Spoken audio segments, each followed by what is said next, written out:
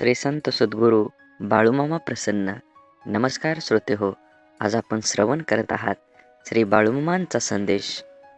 हा संदेश मनात देवाबद्दल भाव ठेवून पूर्ण ऐका. तुमच्या जीवनामध्ये आनंद आणि सुख येणार आहे. म्हणून बाळूमामांसाठी कमीत कमी 15 मिनटं हा व्हिडिओ पूर्ण बघा आणि चॅनलवर नवीन असाल तर चॅनलला सबस्क्राईब करून शेजारील बेल आयकॉन नक्की प्रेस करा, जेणेकरून येणारे असेच बाळूमामांचे संदेश आपल्याला सर्वात अगोदर भेटतील. समजूत घालायला कोणी नसलं की स्वतःलाच बळ आणावं लागतं.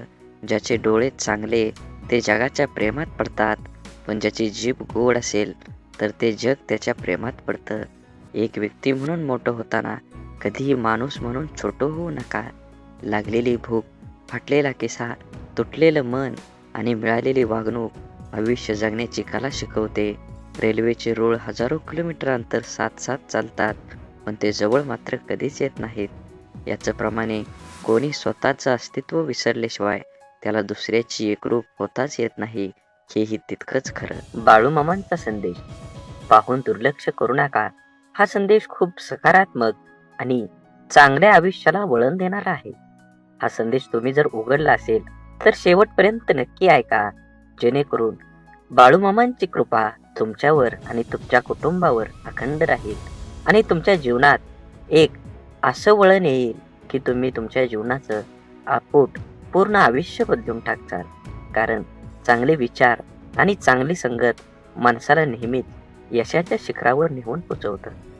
असेच बाळूमामांचे संदेश आपल्यापर्यंत पोहोचण्यासाठी पहिल्यांदा व्हिडिओला लाईक करा.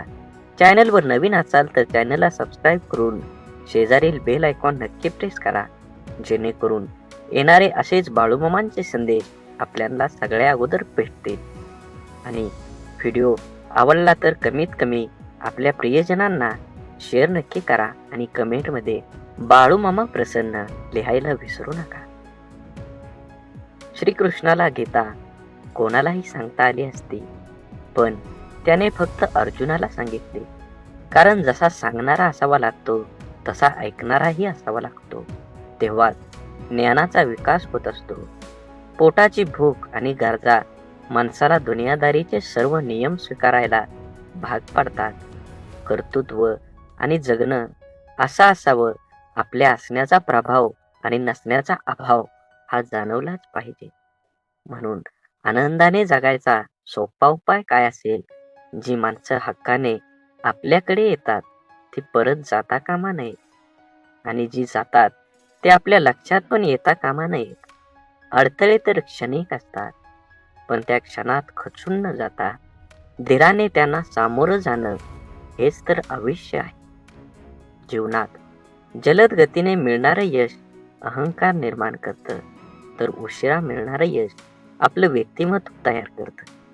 हरवलेल्या वस्तूही सापडू शकतात, पण एकच गोष्ट अशी आहे की जी एकदा हातातून निसटली की कोणत्याही उपायानं पुन्हा मिळू शकत नाही, आणि ती असते आपलं आयुष्य. म्हणूनच मनसोक्त जगा, पण शेवटी लक्षात ठेवा, माणुसकी धर्म हा कधीही सोडू नका. काटा जरी काट्यासारखा वागला तरी फुलानं आपलं फुलणं सोडायचं नसतं. जीवनाचं रस्तं खडतर असलं तरी रस्ता बदलून का होईना, परंतु चालणं सोडायचं नसतं. एखाद्या अडचणीत माणूस कामाला आला नाही म्हणून एकदा जोडलेलं नातं लगेच तोडायचं नसतं. हीच खरी मैत्री आणि हीच खरी नाती. जोडलेलं जपायला जमलं आणि जगणं जमलं हे आयुष्य एकदम सोपं होऊन जातं. परकेपणाच्या दुरावावर आपुलकीची फुंकर घातली ना की दुरावलेली नाती जवळ येण्यास वेळ लागत नाही. सोडून दिलेल्या भावना ह्या विरघळलेल्या चॉकलेट सारख्या असतात. फ्रीजमध्ये ठेवल्यानंतरही पुन्हा पहिल्यासारख्या आकार घेत नाही. म्हणून दुरावा कोणतंच नातं संपवत नाही आणि जवळीक कोणतीही नातं घट्ट करत नाही, तर नात्याची घेतलेली काळजी आणि केलेला सन्मान यामुळेच नातं अधिक मजबूत होतं आणि टिकत देखील राहतं. त्यामुळे नात्यांची काळजी घेत राहा. तुमचा आजचा दिवस निरोगी आणि आनंदी आणि यशस्वी जावो हीच बाळूमामांच्या चरणी माझी प्रार्थना.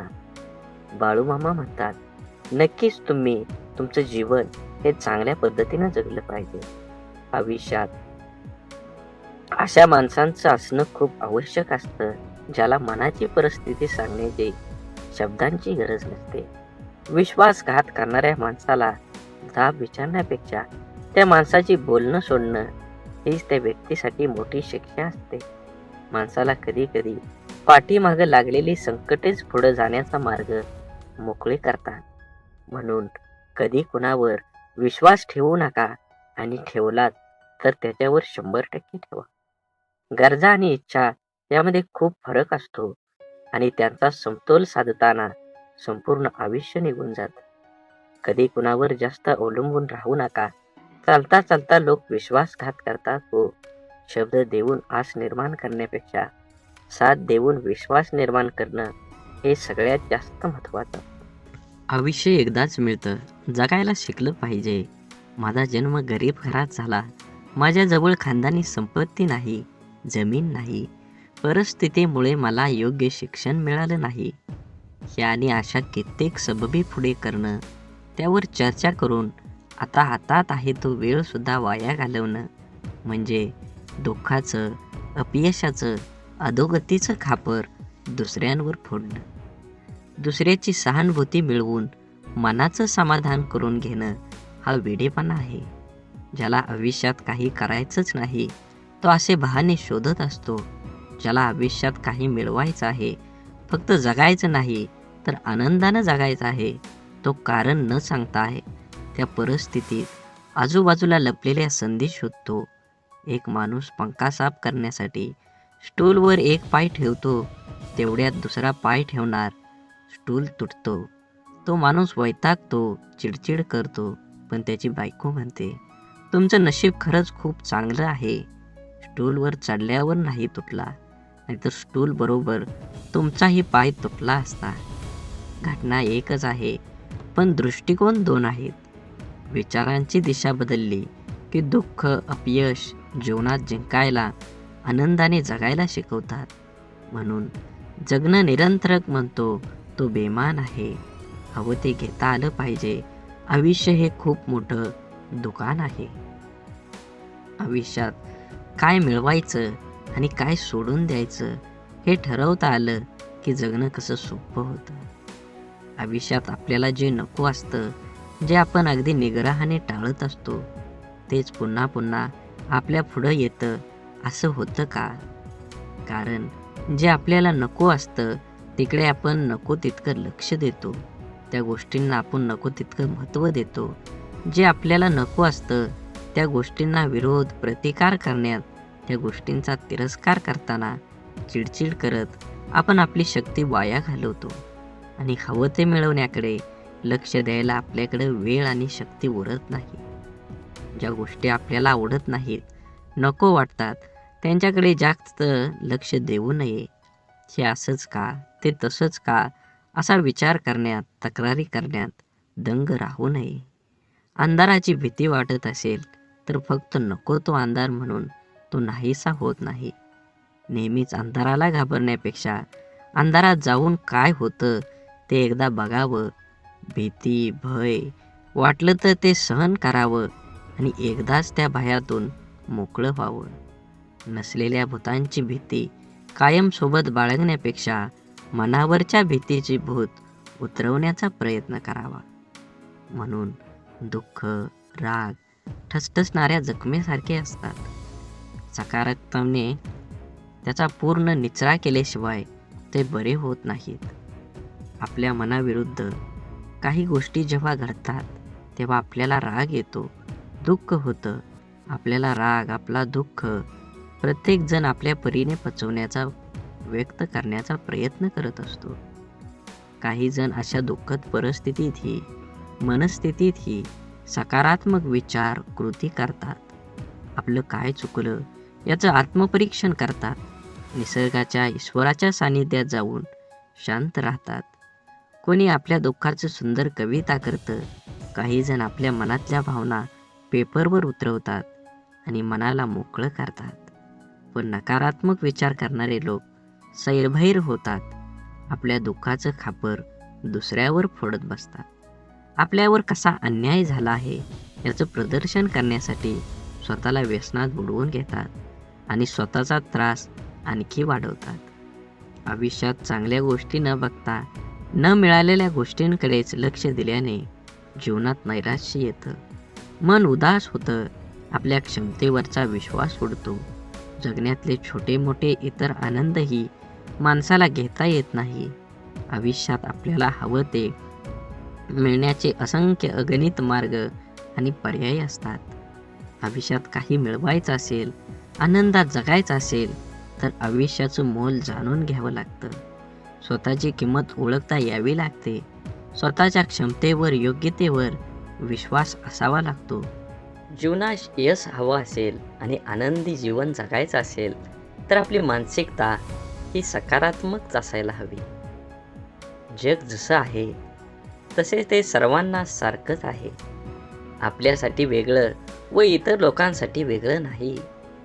दुःख, अपयशी व्यक्ती या जगातच राहतात आणि सुखी, यशस्वी व्यक्ती ही या जगातच राहतात. मग हा जो बदल आहे तो फक्त आणि फक्त आपल्या मनोवृत्तीचा आहे. जीवनात घडणाऱ्या घटकांकडे, आपल्या समोर आलेल्या आव्हानांकडे बघण्याची आपली मानसिकता यावर सर्व काही अवलंबून असतं. आपलं मन हे सुपीक जमिनीसारखं असतं. त्यात जे पीक हवं आहे त्याचं बीज जर नाही पेरलं तर नको असलेलं गवत आपोआप न पेरता मोठ्या प्रमाणात उगवायला लागतं. म्हणून ज्या गोष्टी आपल्याला हव्या आहेत त्याचंच बीज आपल्याला पेरता यायला हवं. ज्या प्रकारची माहिती आपण वाचतो, ऐकतो, बघतो त्याचप्रमाणे आपली मानसिकता तयार होत असते. म्हणून जीवनात चांगली माहिती वाचण्याची सवय मनाला लावणं हे खूप आवश्यक आहे. हे असं असावं, ते तसं पाहिजे अशा उणिवा काढून कुरकुर करत असण्यापेक्षा आपली मानसिकता सकारात्मक करून जीवनाचा पूर्णपणे आनंद घ्यायला हवा. जीवन हे क्षणभंगूर आहे.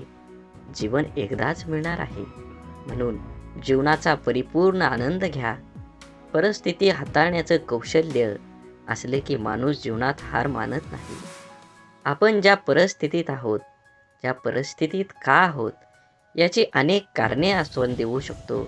कारण देणं सोपं असतं, कठीण असतं ते कुठलंही कारण न सांगता लढणं. कसं जगायचं याचं 2 मार्ग असतात. पहिला मार्ग म्हणजे परिस्थितीसमोर हार मानून सोडून देणं. दुसरा मार्ग म्हणजे काहीही कारण न सांगता लढत राहणं. एकदा 2 बेडूक रस्त्यानं उडत चालत होते. एकदम चक्रीवादळ आलं आणि त्या बेडकांना उचलून एका पातेल्यात टाकलं. त्या पातेल्यात दूध होतं आणि ते पातेलं होतं चुलीवर. दूध गरम असल्या कारणाने पहिला बेडूक म्हणतो, आता आपण बाहेर जाणं शक्य नाही, आता आपण मरलो. म्हणून त्यानं उड्या मारणं सोडून दिलं. पण दुसरा बेडूक अतिशय आशावादी होता. त्यानं त्या दुधामध्ये, त्या भांड्यात उड्या मारायला लागला. भरपूर वेळा उड्या मारल्या तरीही तो आशावादी असल्यामुळं बराच वेळ उड्या मारत राहिला. गुदमरून मारण्यापेक्षा स्वतःला सिद्ध करायला तो उड्याच मारत राहिला. त्या उड्या मारण्यानं एका माणसाचं त्या भगुल्याकडे लक्ष गेलं आणि त्या बेडकाला काढून त्यानं बाजूला केलं. या गोष्टीवरून अनेकदा आपल्या नियती अशाच परिस्थितीमध्ये आणून सोडून देते. त्या परिस्थितीत आपण रडत बसून जगायचं की प्रयत्न करून लढत परिस्थितीवर मात करून जिंकायचं? आनंदी जीवन, यशस्वी जीवन जगायचं हे आपलं आपणच ठरवायचं असतं. आपला सर्वात मोठा शत्रू म्हणजे भीती, भय. आपण जर इथलं राहिलो तर वाटेल तो आपल्याला दडपण्याचा प्रयत्न करेल. म्हणून माणसाने नेहमी निर्भय राहण्याचा प्रयत्न करावा. ज्या गोष्टीबद्दल आपल्याला मनात भीती निर्माण होते ती गोष्ट करण्यास आपलं हातपाय हिम्मत करत नाही. जी गोष्ट आपण सहज करू शकतो ती सुद्धा आपण संशय भीतीपोटी गमावून बसतो. रिकाम्या भीतीमुळे आपली शारीरिक व मानसिक दोन्ही क्षमता कमी होते. त्यामुळे आपण स्वतःवर दुःखी, कर्तव्यशून्य होतोच, पण त्याचबरोबर आपल्या सहवासातील व्यक्तींनाही नाउमेद करतो. जेव्हा आपण एखादी गोष्ट करण्याबाबत निश्चय दृढ करतो आणि त्यावेळेस आपले सहकारी बोलतात की मला नाही वाटत तू हे करू शकतो, मोठ्या मोठ्यांना जमलं नाही ते आपल्या सामान्यांना काय जमणार, तेव्हा यांना नाउमेद करणाऱ्या विचारांचा परिणाम आपल्या मनावर होऊ दिला नाही तर यश हे आपलंच असतं. निश्चयाची, निर्भयतेची, आपण करू शकतो या भावनेची शक्ती अफाट असतं. एकदा का मन निर्भय झालं की दुबळे अशक्त शरीरही अफाट कार्य करू शकतं.